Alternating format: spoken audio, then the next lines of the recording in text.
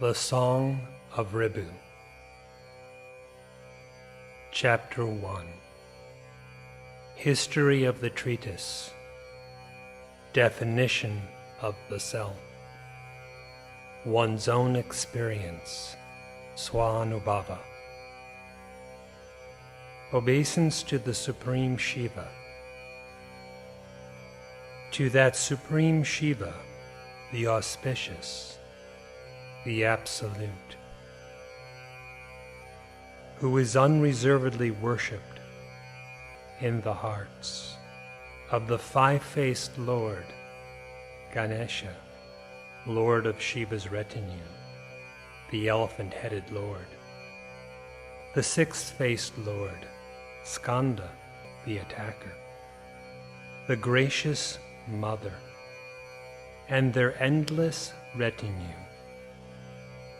along with innumerable seers, gods, and other loving devotees, for attaining any result and for having bestowed upon them the fulfillment of their desires, who is undivided like the expanse of the sky, who is an ocean of compassion, and who is the space of consciousness. Let us bow.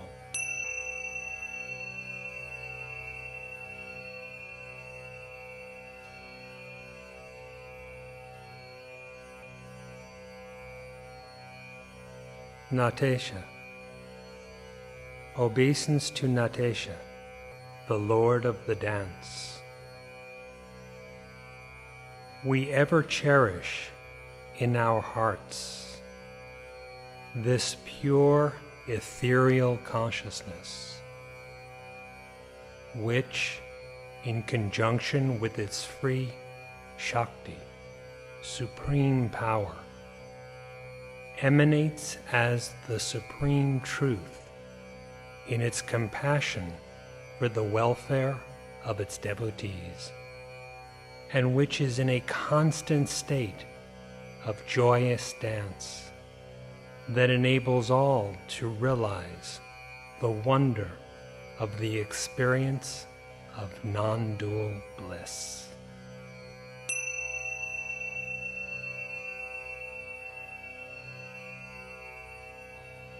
May we have the protection of that form, the left side of which is the Mother of the entire universe that exists, the right side of which is the Father of the entire universe that exists, the sound from the anklets of the feet of which is the origin of any kind of knowledge, and by the three eyes of which everything manifests itself. Obeisance to Shiva and others. Glory to the feet of the infinite Shiva, who is the Lord of the entire sentient and insentient world, and the embodiment of limitless power. Glory to the feet of the Devi, the goddess, who is the mother of the entire phenomenal world, and who is the very embodiment of eternal bliss. Glory to the feet of Vinayaka, the remover, who clears away all kinds of obstacles and is beneficent to all. Glory to the feet of Shanmukha, the six-faced one, who bestows the knowledge of Shiva on deserving devotees. History of the Treatise.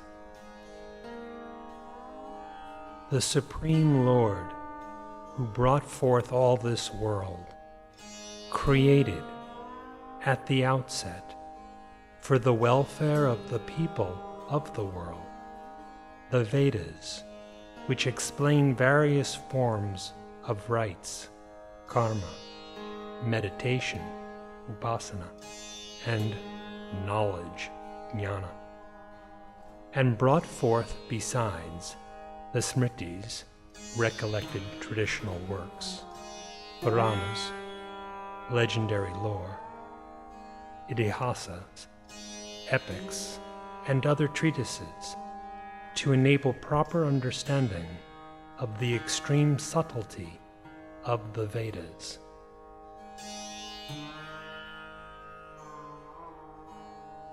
Of the Puranas and Itihasas, which describe the changeless principle of non-duality, the principal purport of the Vedas, which tower above all, an epic, rarest of the rare, by name Shiva Rahasya, secret of Shiva, mystery of Shiva, is preeminent.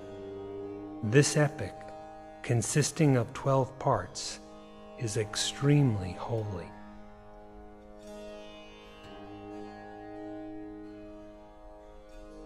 In days of yore, the Supreme Shiva taught this extolled epic to the Supreme Mother.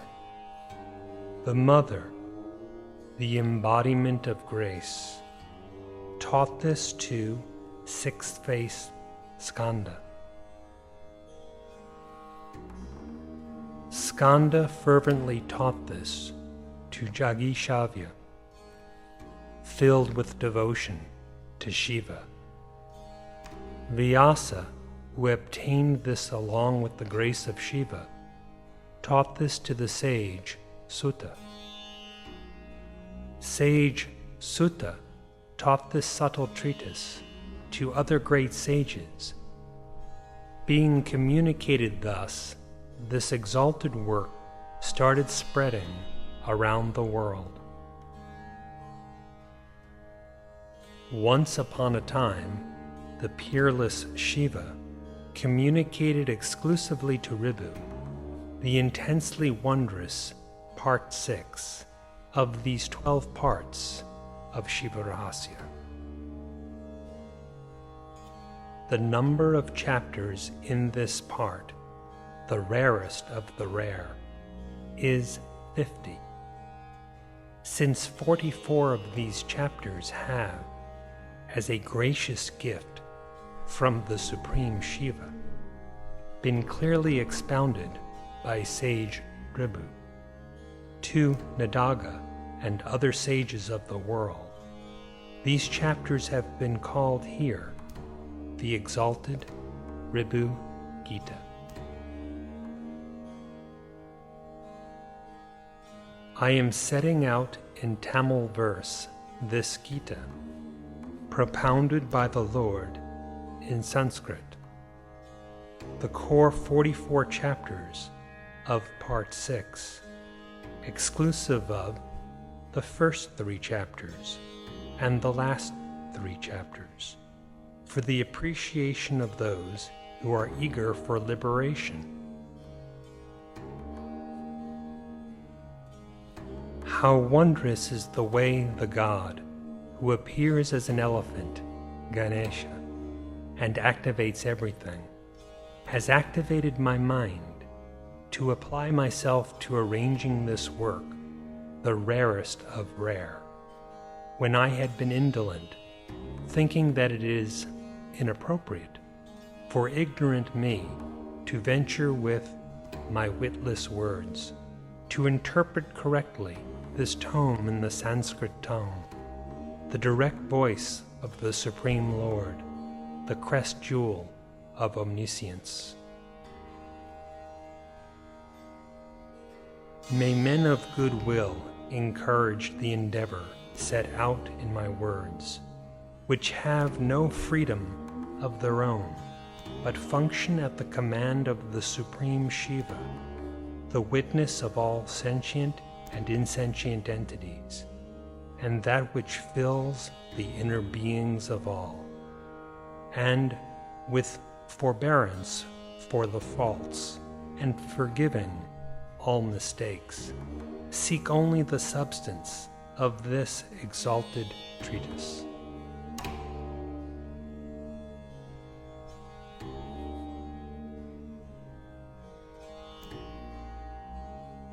Sage Sutta told the pure elite sages in the Naimisha forest, "You who know the Vedas, Jagishavya, accompanied by the numerous loving sages and numerous taintless attendants of Shiva, again supplicating and praising with pleasure, prayed in humility to Skanda, the son of the spotless Shiva, inquiring thus."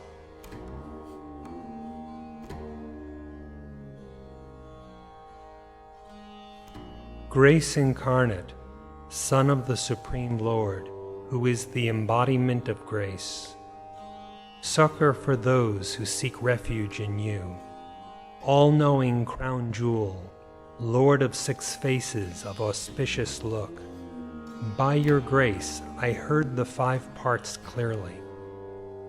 Now further tell me part 6 in your nectarine words, and save me, quenching all the scorching heat of worldly existence. Thus implored, Skanda said. Jagishavya, endowed with all desirable and superb qualities, we are pleased by your steadfast devotion. We shall expound to you, for the good of all, the ocean of knowledge of non-duality, which was previously personally taught to the spotless sage Ribhu on the peerless Mount Kailasa by the suzerain of the sentient and the insentient world, the Supreme Lord himself, for the welfare of the world.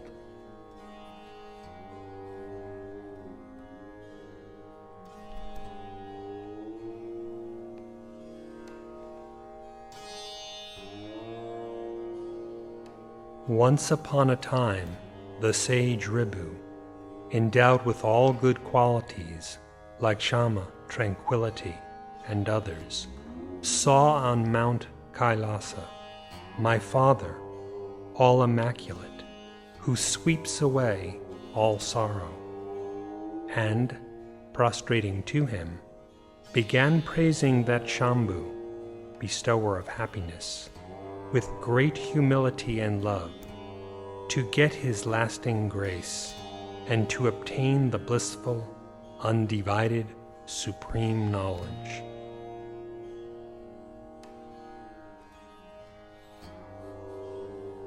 After praising him, Ribhu addressed the Supreme Shiva thus: "Excellent and perfect Guru,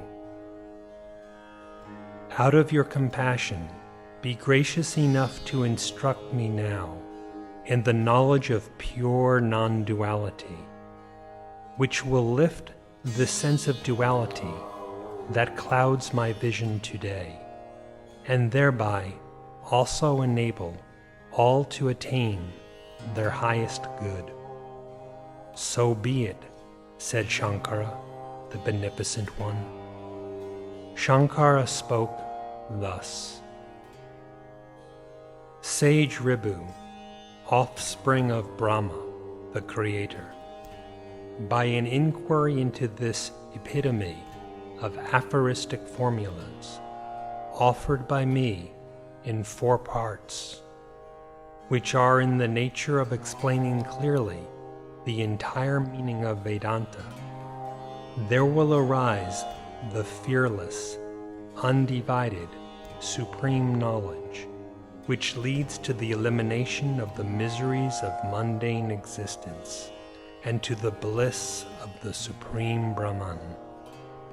With no delusions, hear this in full."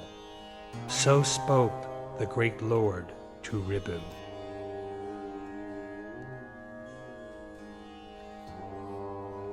As he spoke thus, Sage Ribhu, hearing the subtle meanings of the sacred formulas and reflecting on them fully and incessantly in his mind, further meditated on them, rid of worldly sorrows by the knowledge thus gained, and embracing exquisite bliss, Ribhu began praising the sacred form of Shiva with wonder and love.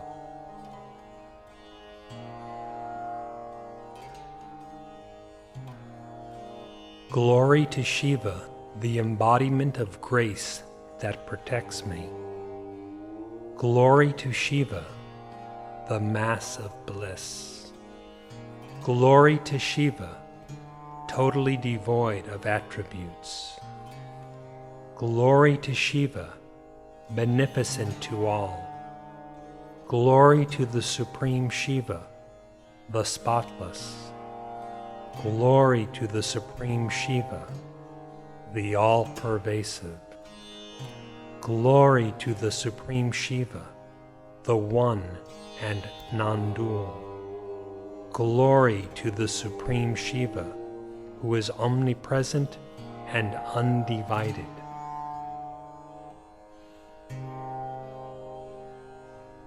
Glory to Shiva, the cause of the entire phenomenal world. Glory to Shiva, the Lord of Ambika, the Mother. Glory to Shiva, who is all and complete. Glory to Shiva, the limbless, the partless. Glory to Shiva, who exists everywhere, undifferentiated. Glory to Shiva, who is to be comprehended through Vedanta, the final, highest knowledge. Glory to Shiva, the Lord of all the worlds. Glory to Shiva, the mass of truth, consciousness, bliss.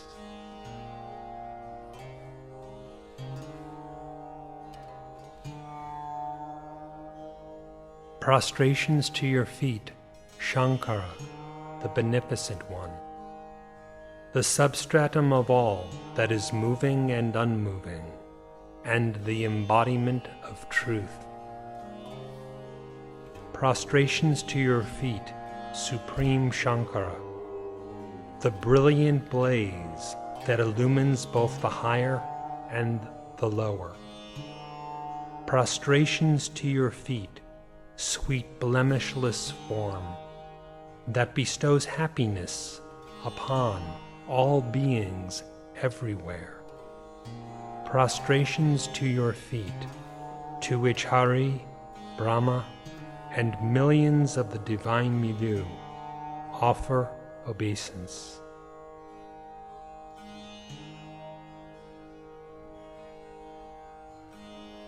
I bow to your feet, which remove all the anguish of earthly existence, of your devotees, and give them happiness.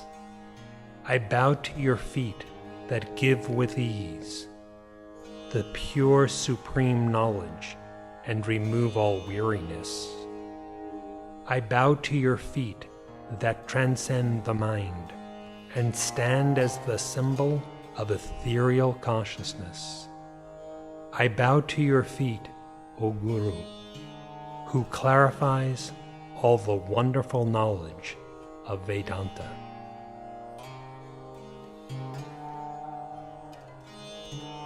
Thus praising the Supreme Shiva, and then, at his bidding, departing therefrom with humility, wandering here and there, strengthened by the unbroken, blissful experience, and, after initiating some deserving devotees on the way, he, Ribhu, reached, due to diverse circumstances, the earth, and came to the exalted, holy center of Kedara. The sages saw Ribhu, the son of Brahma, steeped in dispassion, the repository of intense devotion to and knowledge of Shiva.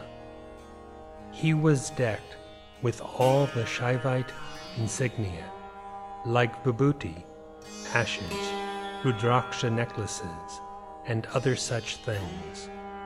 He was staying at the shrine of Kedara, atop a Himalayan peak, offering worship to that perfect, full Lord of Kedara.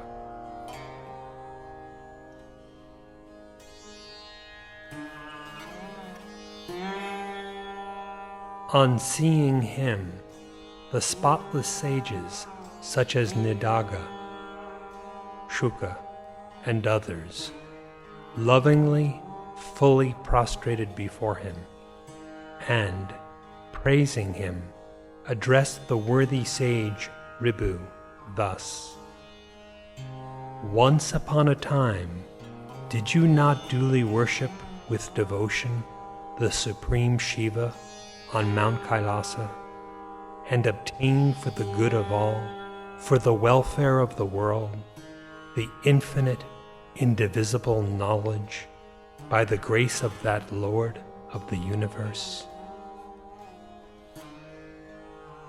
Enlightened Guru, who has attained the unwavering, undivided, supreme knowledge, in your intense compassion, be gracious enough to guide us to attain the great liberation, which will remove the debilitating miseries of worldly existence, in the way in which you attained, by the compassion of the Supreme Shiva, the undivided, supreme knowledge of the essence of the faultless formulas of the crest of the Vedas.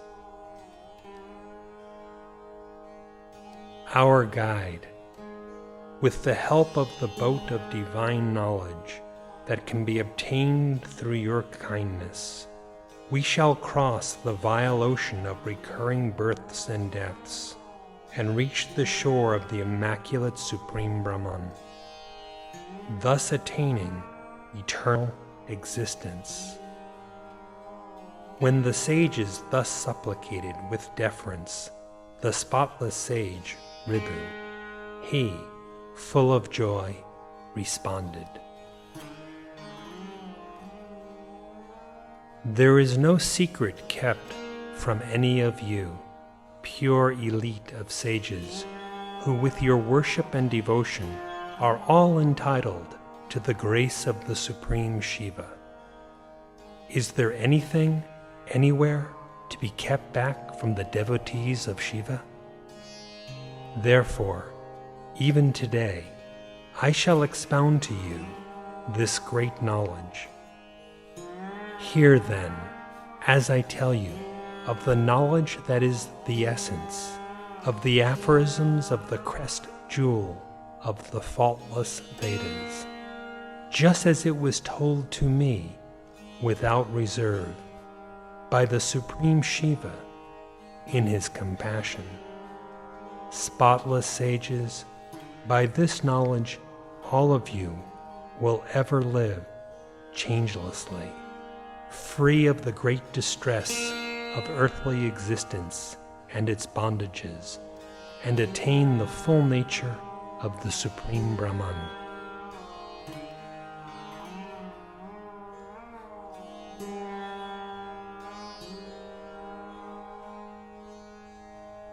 Thus, generally addressing Nidaga, Shuka, and other sages, with Nidaga as the foremost, and lovingly bowing to Mahadeva, Shiva, the great god, with the three instruments of action, body, speech, and mind, the gracious great sage Ribhu began clearly imparting to them the undivided supreme knowledge of Shiva, which frees one from bondage.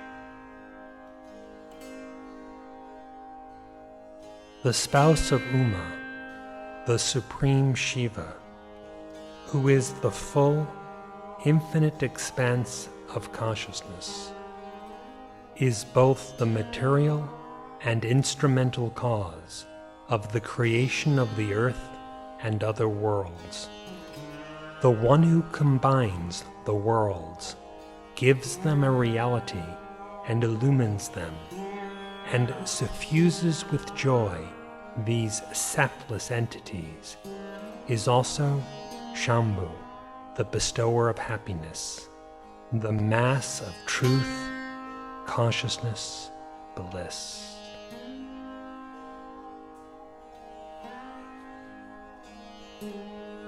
As the Supreme Shiva, of the very nature of grace, is established as the support of all endless power, there is nothing equal or superior to that Lord, Ishvara, the cause of all the world.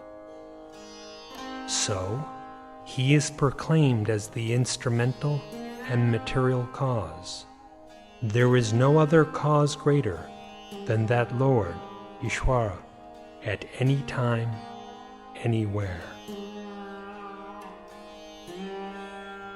May that blemishless reality, the mass of consciousness bliss, emerging as the divine, auspicious form, by its supreme power, which is filled with consciousness, given to its sports, such as the destruction of Tripuras, the three cities or triad of bodies, removing all difficulties for its devotees, and granting them beneficent enjoyment and liberation. May that reality, the Supreme Lord, protect us all by its grace forever.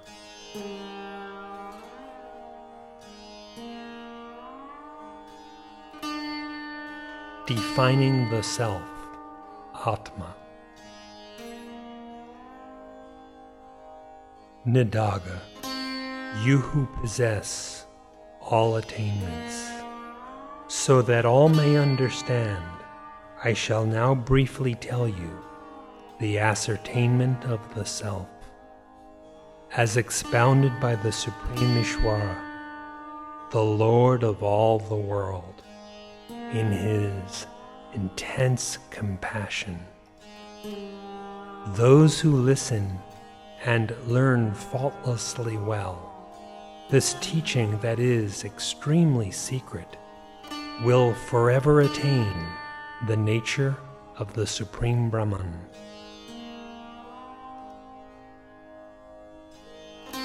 The Self is knowledge, one and complete. It is this knowledge that remains in the practical world as the base for the body and endless conditioning factors, that is the witness of the body and all else, and that is beyond all objects of perception. Indeed, if one inquires in an unbiased manner, this Self indeed is of the nature of the indivisible Supreme Brahman. Because it is imperishable, it is the Self indeed, existing as the nature of knowledge, that is the truth. Because it illumines all, it is the Self indeed, existing as the nature of knowledge, that is consciousness. Because it is beloved by all, it is the Self indeed, existing as the nature of knowledge, that is bliss. Because it has no limitations, it is the Self indeed, existing as the nature of knowledge, that is the infinite.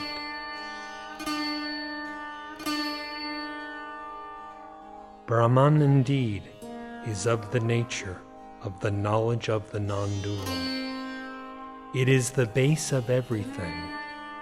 It is beyond all duality, and stands forth as the one whole, eternal, attributeless, unsullied, stainless.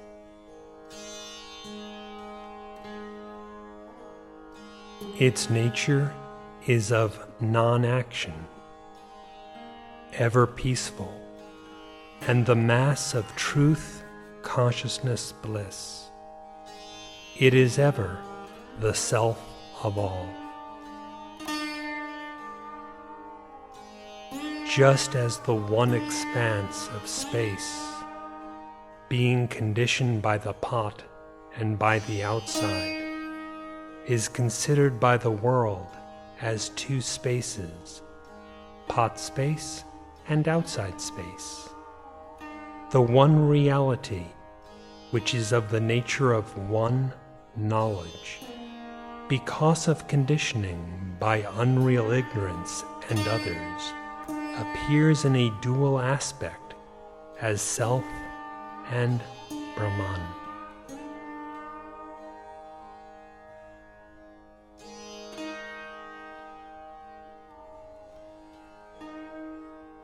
Just as the pot space and the outside space are one indeed, when conditionings like the pot are negated, so also, if the conditionings like nescience and others are negated, the pure self and the Supreme Brahman are one.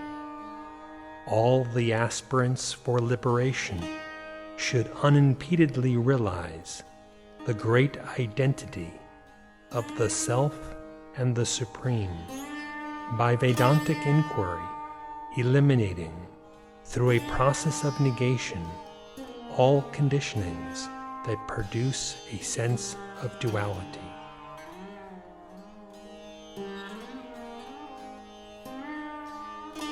As all differences are an illusory appearance on Brahman, which is not different from the Self, due to conditionings of the Self, like the defect of nescience, and conditionings of Brahman, like Maya, illusion, delusion. One should realize, by a process of negation, that all appearances are not a whit different from the substratum, and one should recognize the originless, endless, undivided identity of the Self and Brahman.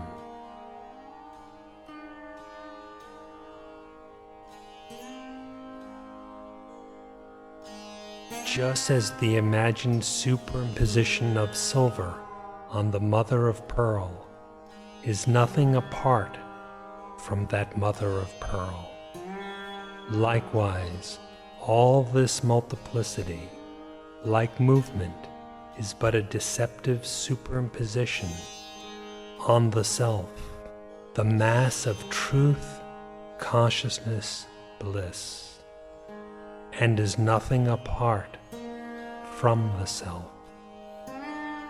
Thus discarding these superimpositions through a process of negation, one should realize the fully non-dual identity of the Self and the Supreme.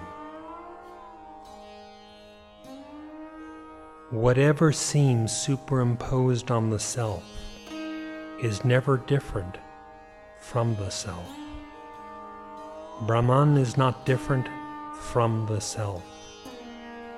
There is no Self different from Brahman. The Self indeed is Brahman. Brahman indeed is the Self. There is not an iota of doubt concerning this. One should always realize the identity of the Self and the Supreme, that I, the Self, am Brahman.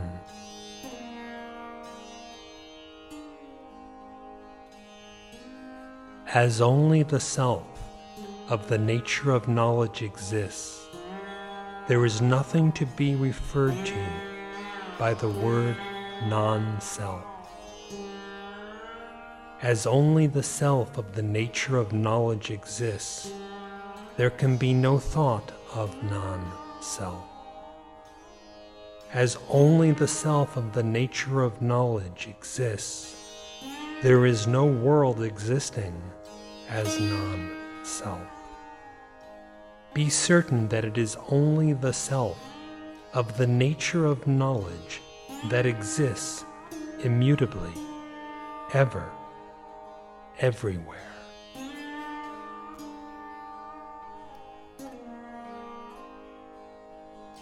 As only the self of the nature of knowledge exists, there is no nescience or delusion separate from it. As only the self of the nature of knowledge exists, there is no sankalpa, concept, volition, or vikalpa, indecision, differentiation, separate from it. As only the self of the nature of knowledge exists, there is not a trace of any nature separate from it. Be certain that it is only the self of the nature of knowledge that exists immutably, ever, everywhere. As there is no entity like the mind and such, there is never an object of which to think. As truly there is no body and such, there is never any senility or death. As there are no limbs like hands, there is no activity like taking and giving and such. Be certain that it is only the self, eternally of the nature of knowledge, that exists changelessly.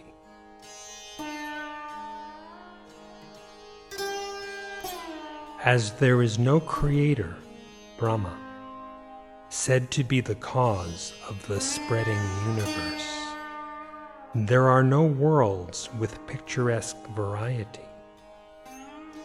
As there are no series of worlds, there is no Hari, who governs the changing universe.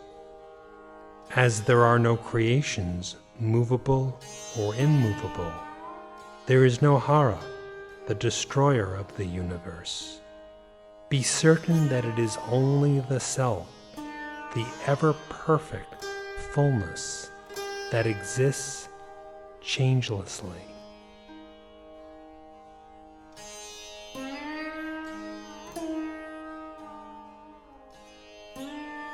As there are no alphabets beginning with A, there is no language to converse with these. As there is no honored guru, there is no enlightened disciple. As no variety of texts exist, there are no injunctions or prohibitions. Be certain that it is only the self, of the nature of undiminishing knowledge, that ever exists.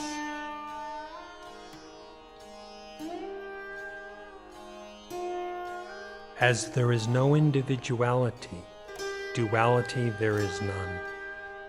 As there is no duality, individuality there is none. As there is no afflicting fear, fearlessness there is none. As there is no compound word as fearlessness, fear there is none. As there is nothing to be categorized as good, evil there is none. As there is no evil, good there is none. Be certain that it is only the self, ever of the nature of knowledge, that ever exists. As there is no truth, untruth there is none. As there is no wavering untruth, truth there is none. As there is no purity, impurity there is none. As there is nothing to speak of as impurity, purity, there is none. As there is no pursuing misery, happiness, there is none. As there is no following happiness, misery, there is none. Be certain that it is only the self, with no trace of duality, that ever exists.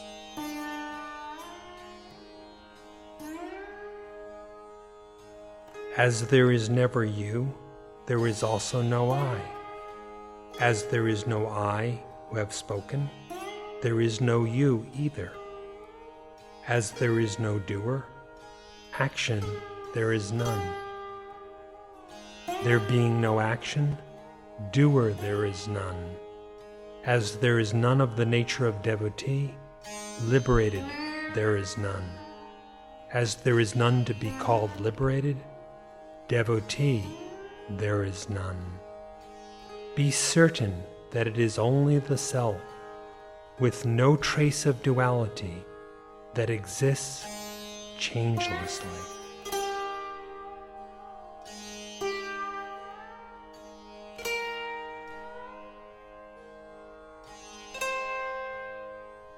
As there is nothing of the nature of birth, death there is none. As there is nothing of the nature of death, birth there is none. As there is nothing that is of the nature that is separate, there is no I. As there is nothing of the nature of I, there is nothing separate. As there is nothing of the nature of mind, delusion there is none. As there is nothing of the nature of delusion, mind there is none. Be certain that it is only the self, perfectly full, as the mass of knowledge that exists changelessly.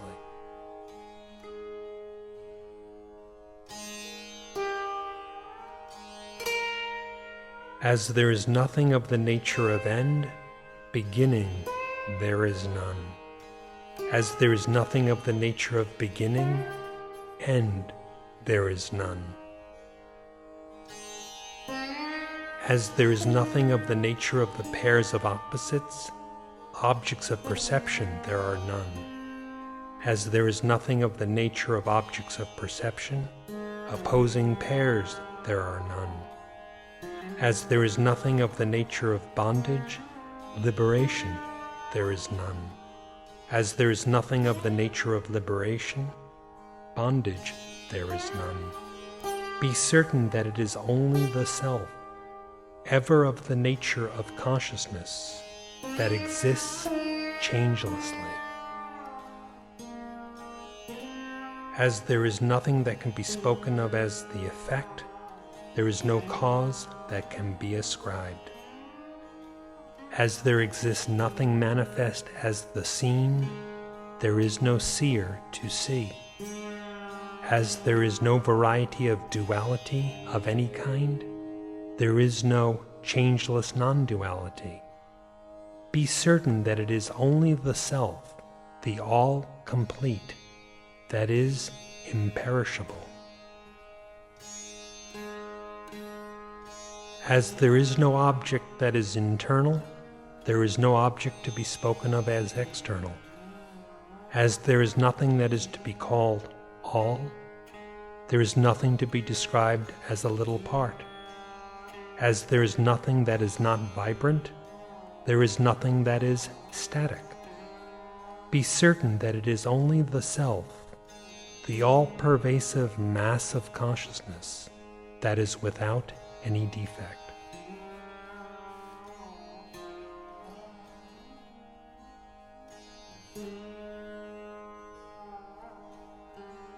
There is nothing to be pointed out as this or that, and nothing to be described as non-existent or existent. There is nothing that proves itself permanent. There are no examples or similes. There are no entities that manifest themselves in their manifoldness. There are no such things as the wondrous world, jivas, individuals, and the Supreme. All this is ever the undivided Supreme Brahman. It is the unsullied Supreme Brahman, indeed, that is the Self. What appears as all is only Brahman. What appears as you is only Brahman. What appears as me is only Brahman. What appears as others is only Brahman. What appears faulty as the world is only Brahman. What appears as the Lord, Ishvara, is only Brahman.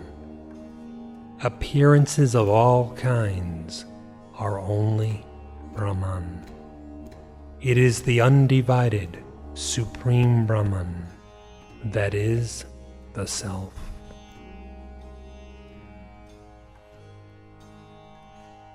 The nature of the Self is a mass of truth, consciousness, bliss. The nature of the Self is a complete, full perfection, all. The nature of the Self is the eternal and the attributeless. The nature of the Self is partless and untainted. The nature of the Self is the pure space of consciousness. The nature of the Self is the subtlest of the subtle. The nature of the Self is the non-dual reality. The nature of the Self is one undivided essence.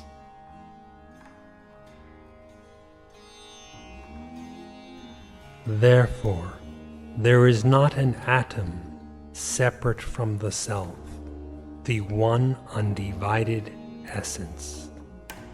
You are that Self which is a mass of knowledge. There is not an iota of doubt in this declaration.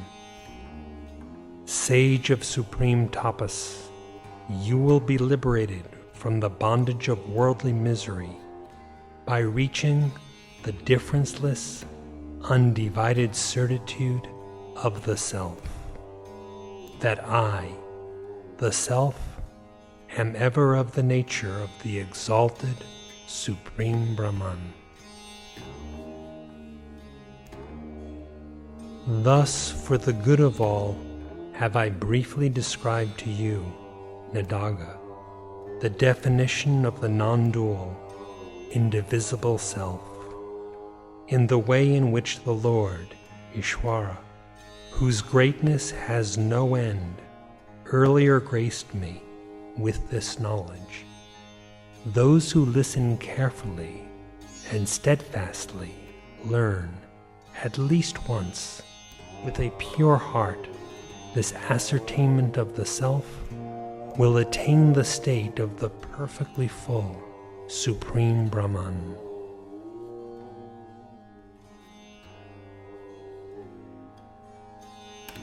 One's own experience. Thus spoke the sage Ribhu. Joyously addressing him, Nadaga sincerely requested, "My true Guru, please rid me of all mundane miseries by graciously telling me now the wonderful, personal, beatific experience that you had at that time on Mount Kailasa by the grace of Shiva." The sage answered him thus, "I am indeed Brahman, of the nature of truth, knowledge, bliss. I am indeed Brahman, without any connection to samsara. I am indeed Brahman, which is eternal and partless. I am indeed Supreme Brahman, without form. I am indeed Supreme Brahman, which is the essential and the exclusive. I am indeed the Supreme Brahman, which stands by itself. I am indeed the Supreme Brahman, which is non-dual. I am indeed Brahman, which is the whole, perfectly full and undivided. I am indeed Supreme Brahman, which stands as the nature of truth. I am indeed Supreme Brahman, which is ever in bliss. I am indeed Supreme Brahman, which is of the nature of consciousness. I am indeed Supreme Brahman, which is the space of consciousness. I am indeed Supreme Brahman, which is blemishless. I am indeed Supreme Brahman, which is untainted. I am indeed Supreme Brahman, which is of the nature of myself. I am indeed the one perfectly full Brahman. I am indeed the Supreme Brahman with no caste or clan. I am indeed Supreme Brahman, which has discarded all associations. I am indeed Supreme Brahman, without beginning or end. I am indeed Supreme Brahman, which has discarded all that is meaningless. I am indeed Supreme Brahman, without sorrow. I am indeed Supreme Brahman, which is magnificent. I am indeed Supreme Brahman, devoid of differences. I am indeed Supreme Brahman, devoid of attachments. I am indeed Brahman, which cannot be indicated as this. I am indeed Brahman, which cannot be indicated as I. I am indeed Brahman, which cannot be pointed to as that. I am indeed Brahman, which has nothing separate from itself. I am indeed Brahman, which cannot be said to be rooted in anything. I am indeed Brahman, which has no objects to see. I am indeed Brahman, which is of the same nature all of the time. I am indeed the Supreme Brahman, which stands immovable.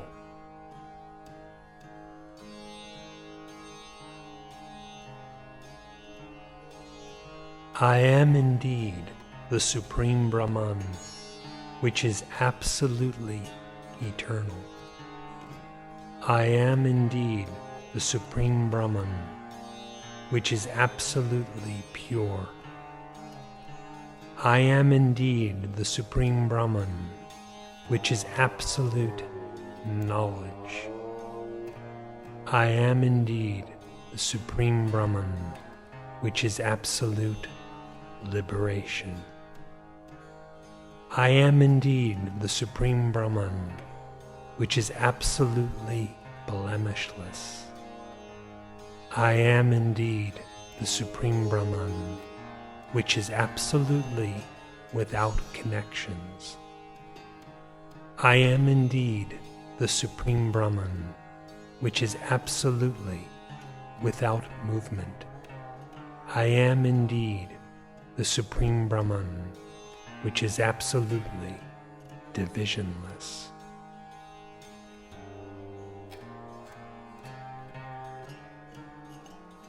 I am indeed Brahman, which is the mass of absolute truth. I am indeed Brahman, which is the mass of absolute consciousness. I am indeed Brahman, which is the mass of absolute bliss. I am indeed Brahman, which is absolutely subtle. I am indeed Brahman, which is absolutely pure. I am indeed Brahman, which is absolute auspiciousness. I am indeed Brahman, which is absolutely eternal. I am indeed Brahman, which is absolute peace. I am indeed the Supreme Brahman, which is exclusively of the nature of existence. I am indeed the Supreme Brahman, which is exclusively of the nature of consciousness. I am indeed the Supreme Brahman, which is exclusively of the nature of the good. I am indeed the Supreme Brahman, which is exclusively of the nature of sound.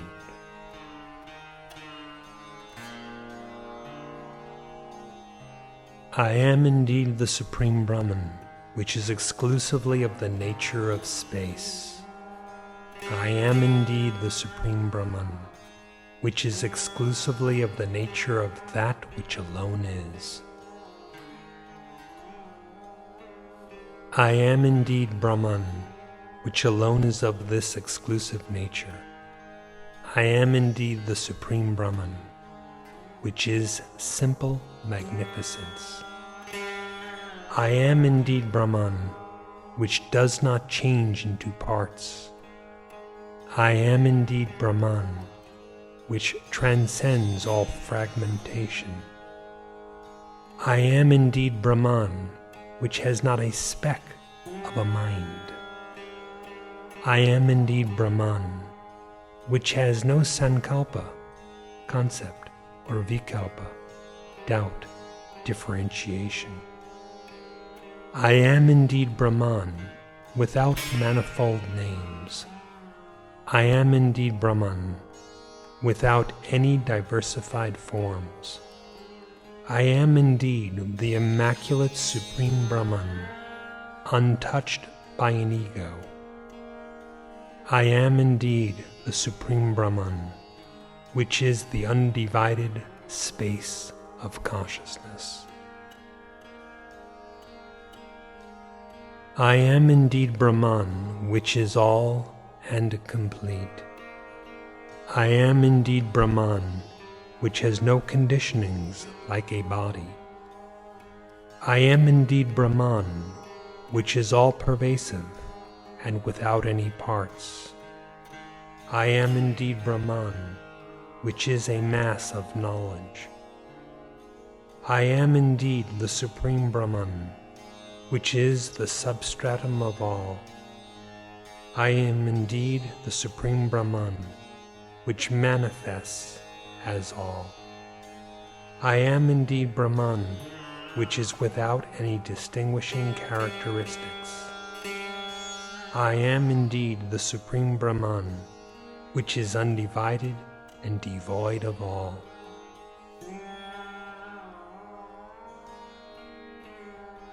I am indeed Brahman, without any differentiation as beings. I am indeed Brahman, without any differentiation such as multiplicity. I am indeed Brahman, without any differentiation or effect. I am indeed Brahman, without any differentiation such as all. I am indeed Brahman, without any differentiation such as the Vedas. I am indeed Brahman, without any differentiation, such as Brahma, the Creator, and others. I am indeed Brahman, with no differentiation. I am indeed ever the one Supreme Brahman.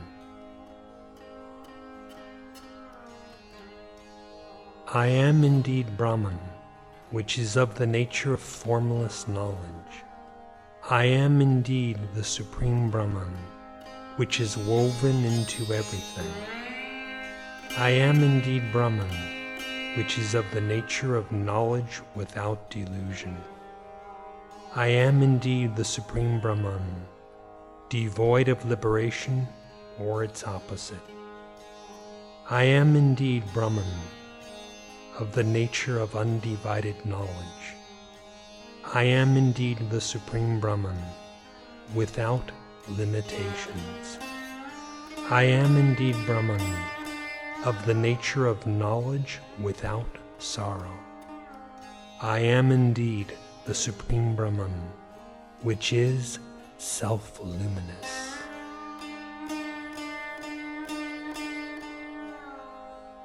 I am indeed the Supreme Brahman, which stands taintless. I am indeed the Supreme Brahman, which is actionless. I am indeed the Supreme Brahman, of one nature. I am indeed Brahman, beyond comprehension through anything.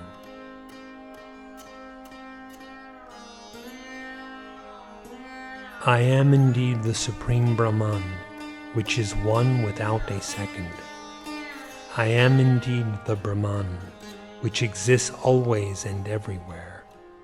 I am indeed Brahman, which is fully all-pervasive. I am indeed the Supreme Brahman, which is all truth.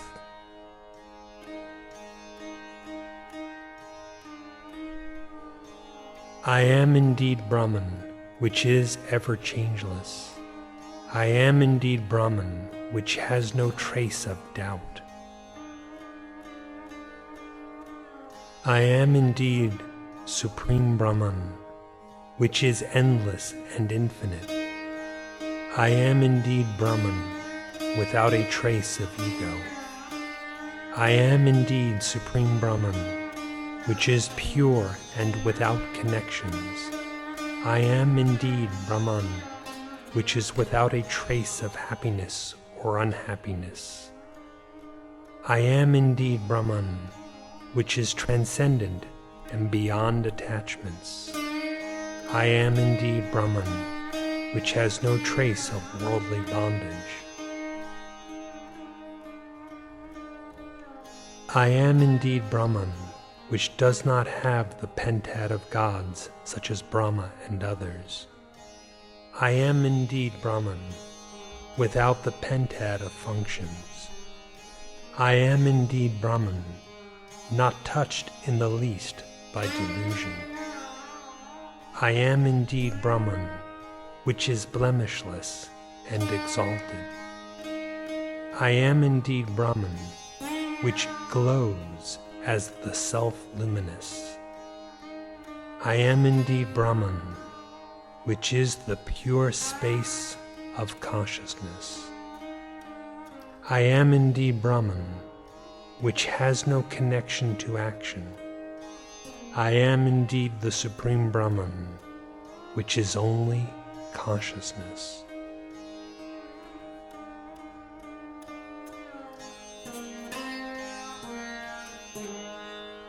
I am indeed Brahman, without the taint of ignorance.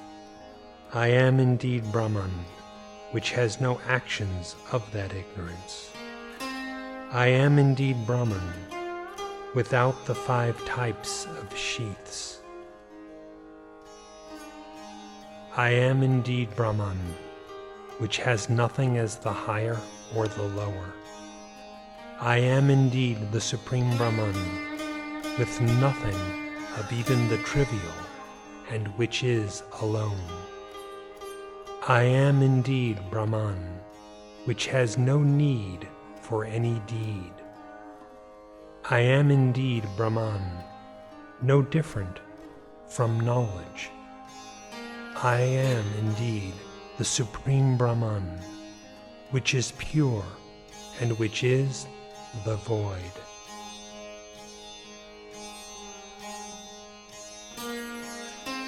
I am indeed the Supreme Brahman, which is the root of the universe.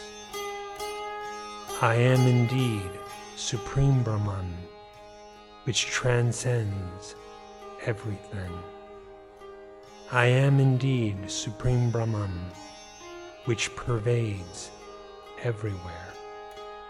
I am indeed Supreme Brahman, which is ever immaculate. I am indeed Supreme Brahman, which is the essence of all. I am indeed the Supreme Brahman, which is all sentience. I am indeed the Supreme Brahman, which has absolute freedom.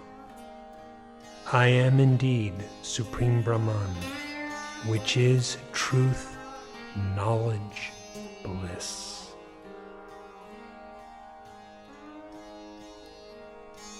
I am never the body or the senses. I am never living beings or the thoughts. I am never the intelligence or the mind. I am never the petty ego. I am never its cause, ignorance. I am never the integral or the discrete. I am never anything possessed of intelligence.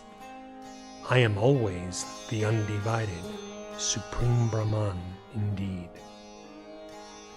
I am never the mortal. I am never the child, the youth, or the aged.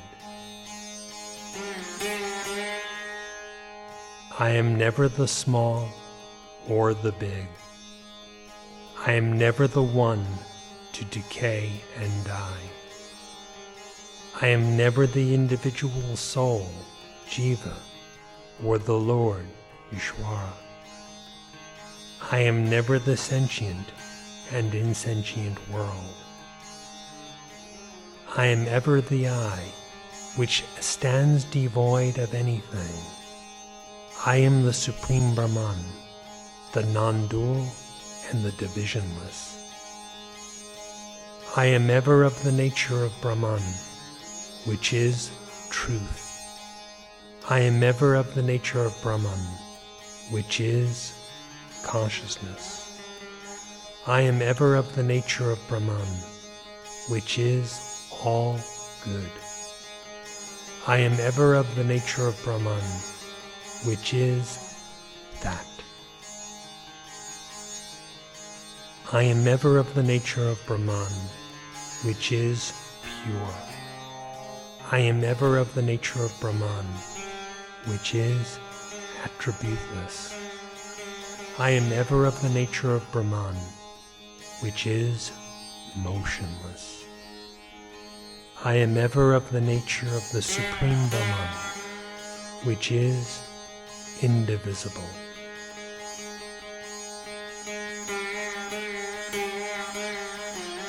O sage, what avails the description thereof in diverse ways?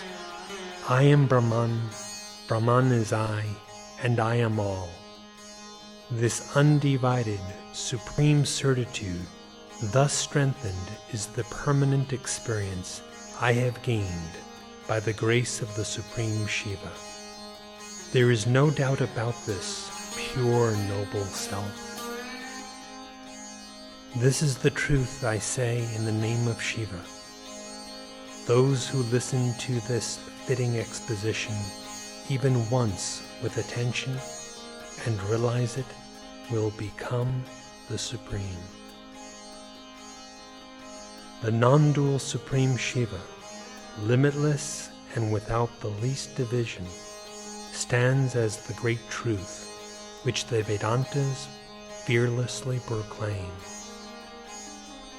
Inane imbeciles with impure minds, distracted toward differentiation by text on duality, can never know the one undivided Supreme Shiva, the essence of the cream of the Vedic lore.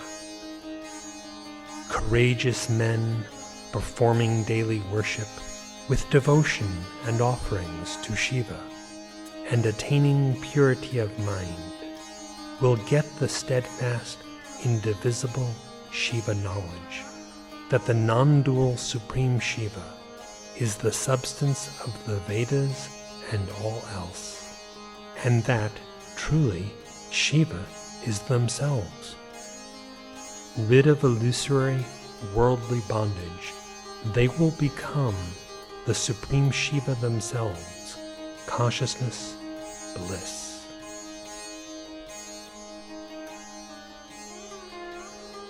Sutta thus told all the great sages that Skanda, the all-knowing, gave this clear exposition to Jageshavya, the eager inquirer, delineating what, on the lines of the gracious teaching of the Supreme Shiva, the sage Ribhu, in his compassion, described in Nidagha as his personal experience in an exalted state of non-dual, undivided awareness of the Self.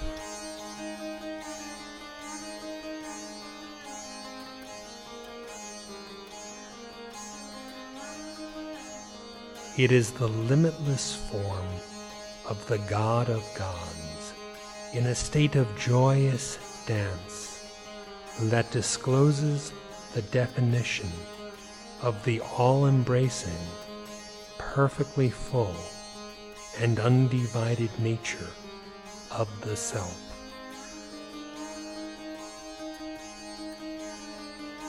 And depicts the awareness of the peerless Supreme, which exists as truth, consciousness, bliss. This being the I, which is the Self, which is the Supreme.